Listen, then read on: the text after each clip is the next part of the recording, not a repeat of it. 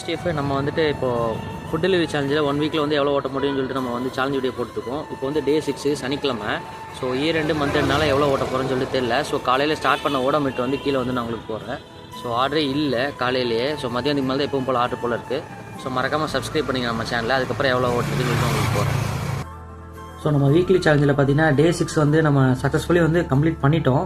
இருந்தாலும் பார்த்தீங்கன்னா month end அதுக்கப்புறம் கிறிஸ்மஸ் வரனால பார்த்தீங்கன்னா நியூ இயர் வரனால யாருமே சென்னையில் அந்தளவுக்கு இல்லை, ஆர்டர் போடல.